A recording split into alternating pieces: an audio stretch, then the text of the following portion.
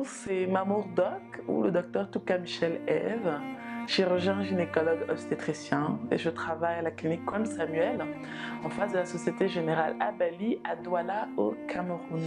Alors aujourd'hui, j'aimerais parler du frottis cervico-utérin. Alors qu'est-ce que c'est un frottis cervico-utérin?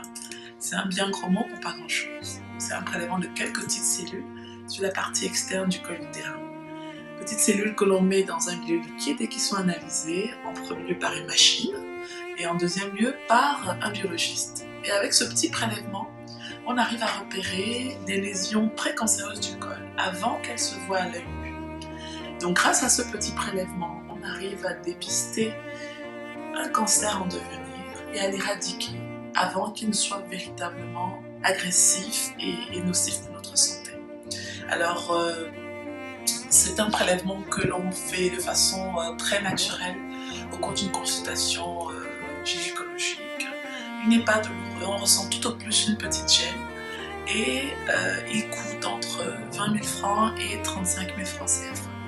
Alors c'est vrai que là on va se dire, oulala, 20 000 francs pour un petit prélèvement, c'est cher, etc.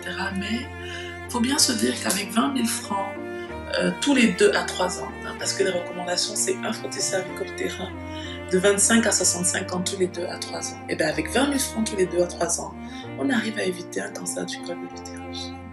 Et tout le monde va se dire, oh, le cancer du col de l'utérus, c'est pas pour moi, c'est des nanas qui ont une vie sexuelle débridée, c'est des nanas qui sont dans un milieu social défavorisé, etc. Et bien pas du tout. Toutes les femmes sont concernées par le cancer du col. Parce qu'il faut savoir que le cancer du col est induit par le papillomavirus et 97% des hommes l'ont.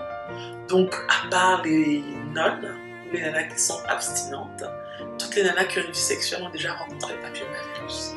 Et donc, la plupart du temps, on l'élimine spontanément, mais il arrive qu'il persiste et qu'il crée les fameuses lésions dont j'ai parlé.